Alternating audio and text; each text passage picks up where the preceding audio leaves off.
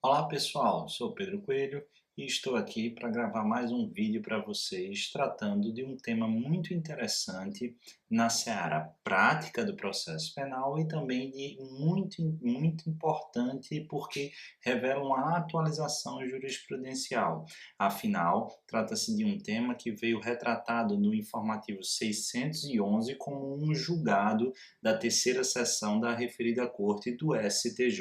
E quando eu falo em terceira sessão do STJ, estou me referindo a uma sessão que reúne a quinta e a sexta turma, ou seja, aquelas turmas que têm como foco primordial a seara criminal e se reúnem eventualmente esses dois colegiados, quinta e sexta turma, na terceira sessão. Daí porque é muito importante que a gente redobre as atenções quando o julgado é de sessão. Certo, Pedro? E o que é que houve, ou o que é que foi deliberado nesse julgado divulgado no informativo 611? Trata-se do tema abordado na ordem de habeas corpus 296.759 do Rio Grande do Sul. E a temática, além de vincular-se ao processo penal, à prática penal propriamente dita, ela também tem contornos evidentes atrelados às prerrogativas institucionais do defensor público. E isso por quê?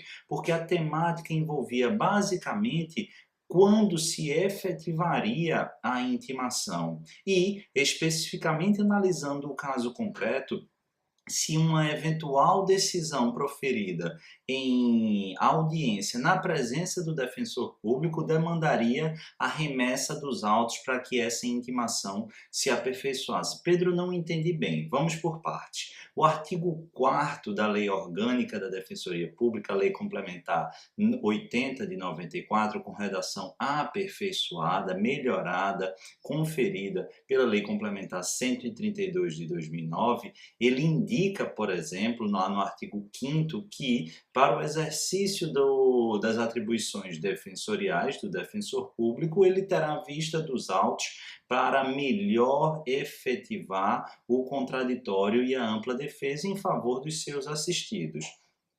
Então perceba que ele, como regra, terá intimação pessoal com vista dos autos conforme esse dispositivo da lei orgânica. E esse dispositivo ou essa ideia vem sendo reputada como constitucional. Por quê? Porque o defensor público ele atua com uma infinidade de processos e, especialmente, trabalha com uma população, uma parcela da população dita vulnerável ou hipervulnerável, que, a miúde, frequentemente tem os seus direitos ou o acesso à justiça bastante restrito.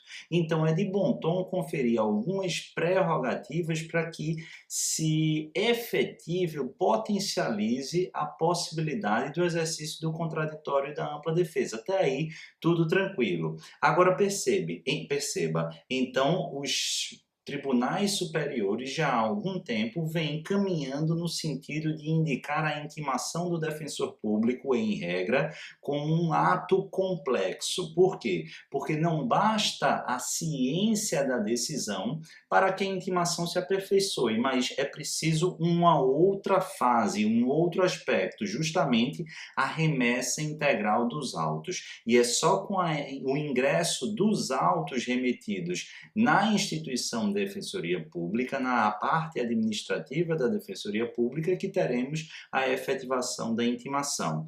Então, uma vez proferida a decisão, não é suficiente para intimar o defensor público, é preciso remeter os autos. Essa é a regra.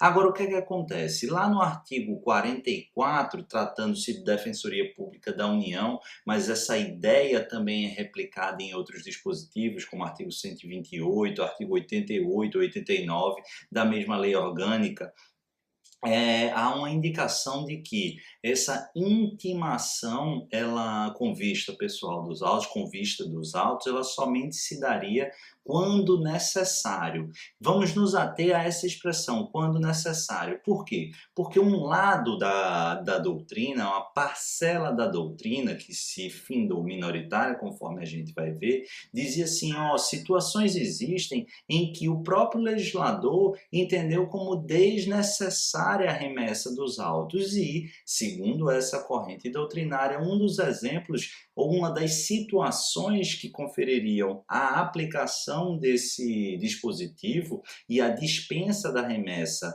dos autos para intimação pessoal, para intimação com vista dos autos, intimação pessoal com vista dos autos, seria justamente quando o julgador, o juiz, proferisse, por exemplo, uma sentença em audiência na presença do defensor público. E a questão finalmente chegou à terceira sessão do Superior Tribunal de Justiça. E esse veio a confirmar o que particularmente a gente já vinha observando como tendência no STJ e no Supremo Tribunal Federal e apontando de maneira diversa dessa primeira corrente. Disse o seguinte, olha, ainda que se dê uma decisão em audiência na presença do defensor público, a intimação do defensor público ela somente se aperfeiçoa quando da remessa dos autos não há que se fazer qualquer exceção a essa regra,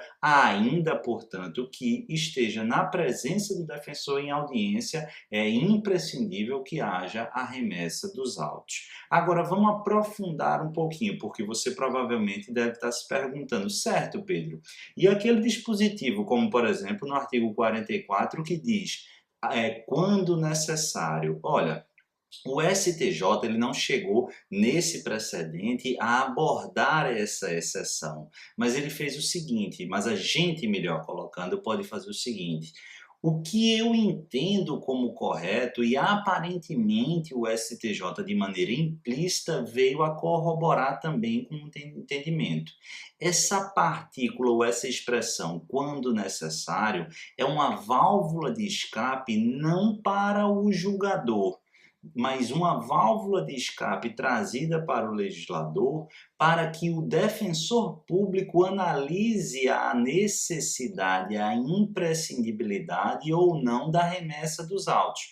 Imagina a seguinte situação, o defensor público ele está na audiência, há a prolatação da sentença, uma eventual sentença condenatória na seara criminal, eu particularmente posso e tenho possibilidade de, visando a dar celeridade, dizer, juiz, me considero intimado, dispenso a remessa dos autos e já na audiência interponho a apelação. Solicito, portanto, que os autos sejam remetidos para a apresentação das razões de apelação.